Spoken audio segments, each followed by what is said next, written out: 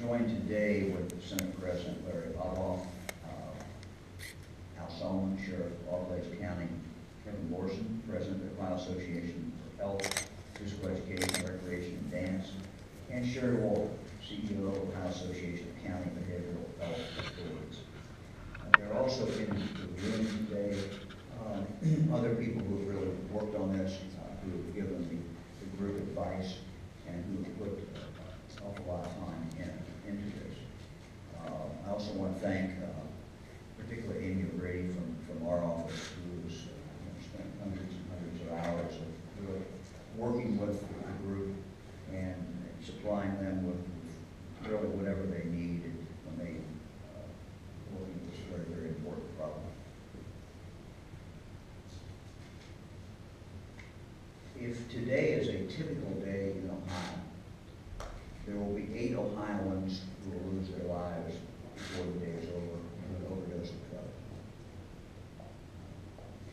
There will be 8 families that will be devastated and will be changed for however long they live. There will be parents who lose children. There will be children who lose parents. A lot of people who lose loved ones. It's not just the 8 family members, 8 people who die and their family members.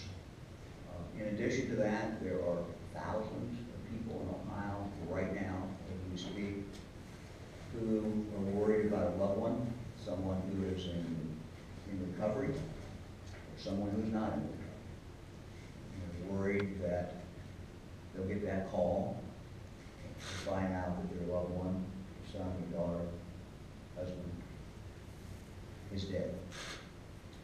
In addition to those family members, the drug epidemic in Ohio, that is the worst drug epidemic certainly in my lifetime. That drug epidemic has a huge economic impact on the state.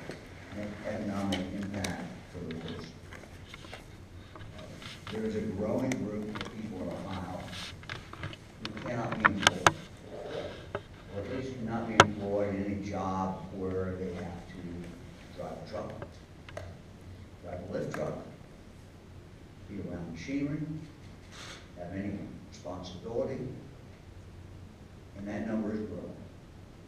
There's a significant segment of Ohio society today that cannot be employed, that are an economic drain on society and on their families. We see it in our local children's services. I doubt if there's a county in Ohio that has not seen a significant increase in the number of children who need foster care. That is driven by the large number of parents today who are drug addicts, as well as alcoholics. This number has never been higher. This is clearly a crisis, and this is a crisis that we have to get in front of. We talk a lot about treatment, we talk about law enforcement, but if we're really going to deal with this, if we're really serious about it, if we're really going to live in a state 5 years, 10 years from now, 15 years from now, where we're doing absolutely everything we can to keep this problem down, we've got to start with prevention. We've got to start with education. We've got to get in front of it. And we need to treat this crisis for what it is.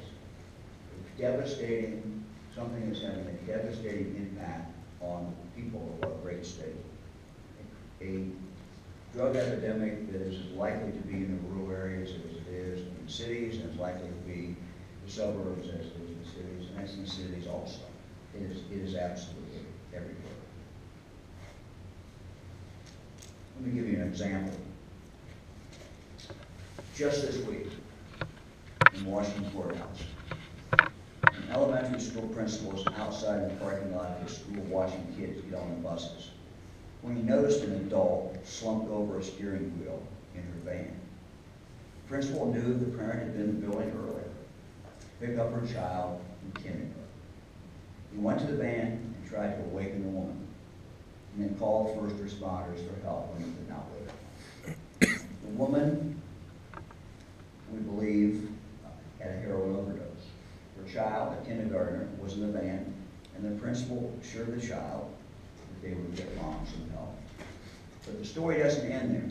It gets even worse. The mom was concerned because her boyfriend was home with their 1-year-old daughter, and he also had used the heroin from the same batch. He was found at home high, fortunately not passed out, he was high, and most particularly important was that that baby was unharmed. Scenes like this are occurring every single day in Ohio. This is what our kids and this is what our schools are facing. And I'm afraid that unless we educate our kids about the dangers of substance abuse, we will have a generation who sees drug use as a normal activity.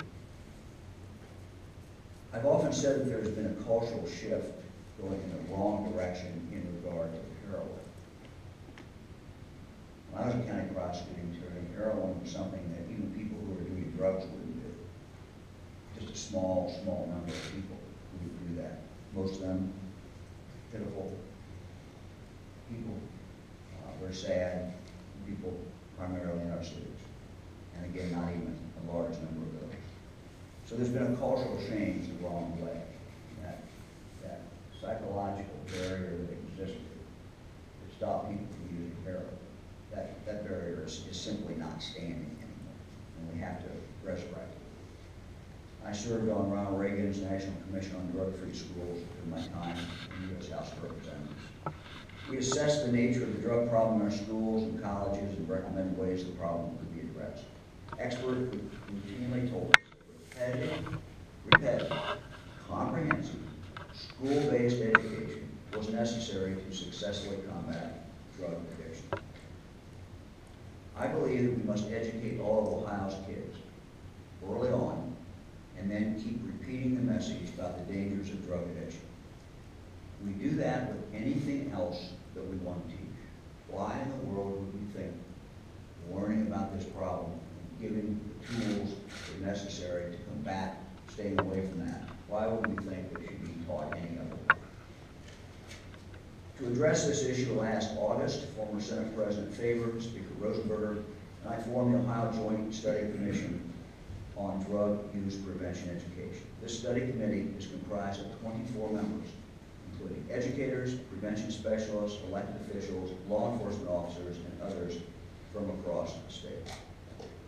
This study committee was charged with examining the current status of substance abuse prevention education in Ohio schools, and we charged them to look into how communities can implement consistent, age-appropriate drug messaging, particularly in our schools. As the committee researched the status of substance abuse education in Ohio and heard testimony from Ohioans, the focus of their mission broadened.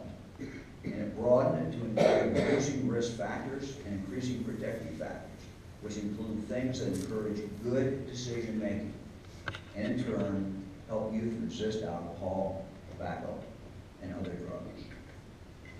The study committee has completed its recommendations and its report.